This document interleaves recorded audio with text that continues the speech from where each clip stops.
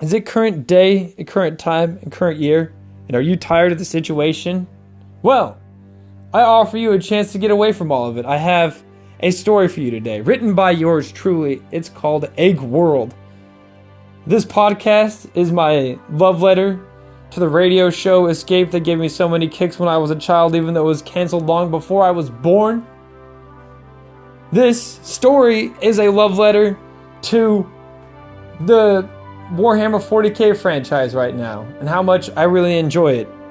And this is I think you will clearly understand where I'm getting some of these influences from. Maybe not. Maybe I just smoke too much. Anyways, I hope you enjoy it, and we will catch you on the I guess we'll do an outro. I was going to say the next episode, but I think we'll do an outro. One of many ancient star fortresses, Station Pulsar Theta Uro, stopped communications after reporting an unknown phenomenon of rips happening in the infinite space. As this was the first government station destroyed in nearly 250 years, the Galactic Spiral Republic declared a state of emergency. In response, what was publicly called a small defense force was dispatched. In reality, it was a massive fleet headed towards unknown foes for the first time in centuries. At the head of the flotilla of warships was a stealth-capable communications and intelligence vessel. Inside of the torpedo loading bay of this obfuscated observer, First Lieutenant Patrick Fahan was drawn away from loading his magazines.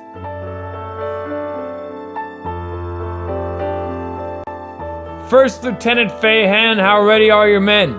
Captain Hurd, sir, all squads stand ready. Good thing, are you sure they're ready? Who knows?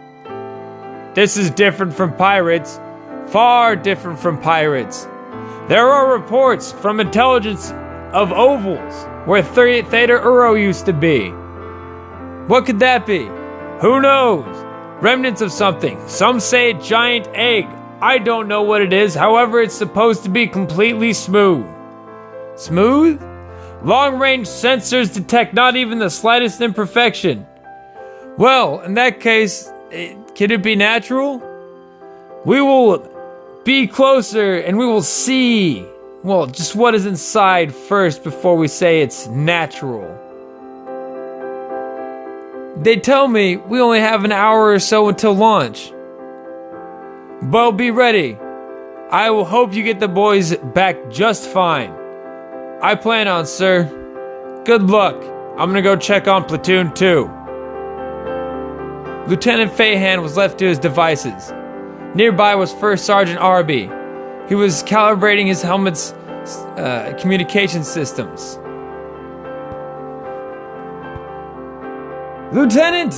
Sergeant Arby, how is your helmet functioning? Just fine, sir, but they always seem to be setting the damn treble too high on these things. Noted. Should I put one in for a note for the preparations manifest or have that taken back? No, I'm the only one who can do this. Understood, Sergeant. How fares the rest of the squad? Battle ready, sir. It's just a minor annoyance, nothing else. Good to know. The boys are thinking this is like a policing action against pirates. But if it could take out something like Theta Uro, this treble's still too damn high. This is our job. This is what they pay us to do. We have to go in there and earn our keep. But beyond that, this could threaten our homes, our families, the entire Republic. How much of a threat is this to Earth? I have no idea. I don't think it's much of any threat to any of the major planets, but it does present enough of a threat to need all of this. The rest of our boys. The majority of the fleet is massing in 3 main battle groups. The rest of our fast response task force will be joining us in a matter of hours. Then we will be moving into combat space. Well, do you know what's out there? All I know is it's a giant egg, probably a spacecraft for whomever is inside. We'll be ready, sir. Alright, good luck with that treble. Outside of the flotilla, if anyone could tell what to look for, they would see a small tear in reality opening slowly. passing by oblivious to what was happening near them.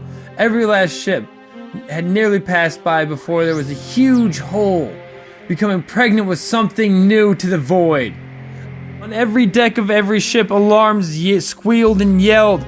People pointed in panic as they saw light, representing terrible energies that struck its victims, shredding through the entire fleet from a spot emanating near its rear flank. All ships tried to haul around and counter the ambush. This was little compensation for the speed of the attack and the lack of maneuverability in these ships. Shivering in the void, bands of light visible and invisible to the human eye shined out. This bathed nearly every ship in lights, innocent or deadly depending on whom and where they were caught. Room by room, deck by deck, the casualties mounted. The largest and most populated was a secondary command deck on the obfuscated observer. Quio Swikel was the 7th technical officer of the tertiary repair team. She was crammed uncomfortably close to her fellow officers, watching the kaleidoscopic light show, distracting everyone. Every time the person behind her breathed too hard, spittle would sprinkle on her neck. To her right was a veteran soldier who seemed indifferent to the crush of humanity, despite missing some of one leg. First of one color, then many, many more. The light bathed the deck. A mass of colors such as never been described, possibly never seen. Until, in colors unlike has ever been recorded or possibly seen. Everybody marveled at it until Quio and all others dropped to the deck, holding their eyes and screaming. Deluges of what she thought were spittle was let forth by the man on top of her. However, it was his skin boiling away as he screamed, being flensed by the light. In agony, he struck at those around him. Thankfully, his arms could hardly make it towards Quio, but his bulk would soon enough crush her. Masses of people tried to stand up and staggered around nearby. One of them tripped upon the pile and fell on top of him and her collectively. She felt an extremely painful pressure. If she could not break free, she would be injured horribly, if not dead. Yet another person fell upon her, also screaming, their skin melting. She felt something break inside of her body. She was too small to live under such bulk, and some sort of liquid poured down from their bodies. She assumed it was liquid from the boils she saw bursting upon their necks as her eyes cleared. She screamed as the liquid came down in greater and greater amounts.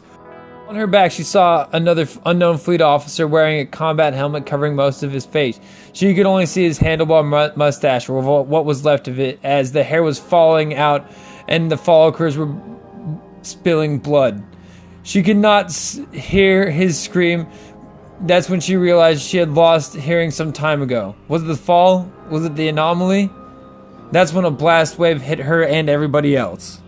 In a force wave that when striking the ships made a crescendo of screeching noise inside of these oxygenated holes, they strained and jostled under the indiscriminate strain. Some detonated, yet more were crippled, and even more were damaged. Most remained on the attack, of course, undaunted by their injuries.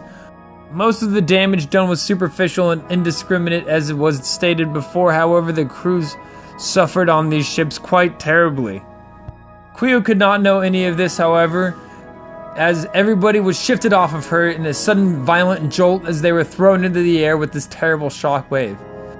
Given a view of the secondary command deck, a variety of ailments lay before her. Some people appeared to be completely or partially vaporized, some having their skin melting or crackling off and being burned in a much more slower, agonizing death than instant vaporization, turning them to dust. Another more mysterious form of death was people having their body pushed inwards as if crushed by something. It made by a massive force or impact or a powerful press. Nearly 30 feet in the air, Quio was at the top of the secondary command deck. She knew she would be in trouble as soon as she began to descend again. She was still in a terrible position. She could barely see and would be crushed upon impact, as many others would be also if she did not find out something to do. Whatever had seared the secondary command deck also appeared to have fried the main gravity generators, and she floated in the endless space, waiting for her eventual descent and death. All of them suspended in changing variants of light, this merely more common bands that they were used to seeing, no longer an acidic bath of nightmarish energies not understood. The secondary command deck was filled with corpses where a mob had been before. One command console was located on the wall near the door. It was rudimentary for doing the most basic command functions. Quio knew she could free herself from this hellhole if only she could arrive there. She was still within arm's reach of Next Spitter, and she used his superior bulk as a kickoff point and launched herself towards the console. She'd only made it a few feet before she had to maneuver herself around another corpse. This one merely large enough for her to pull herself past. Someone else moved, another victim, but they had managed to survive as long as her, despite his body being covered in burns and his chest being completely collapsed. "The light," he said from broken lips. "My skin, the light." Quio thought him mad and left into his last moments, completely driven out of his mind by pain and trauma.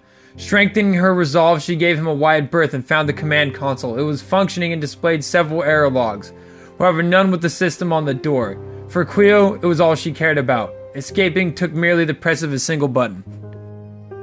I hope you enjoyed that. I enjoyed writing it. I will be getting back to you as soon as I get more written. Who knows how long that will take? That's a great question. Next episode will happen probably sooner rather than later, as I have a bunch of Egg World written, and we have more content we can cover. Anyways, I hope you guys have enjoyed this. I hope you will tune in next time, and maybe next time we will be better at it in all ways. Hey, deuces.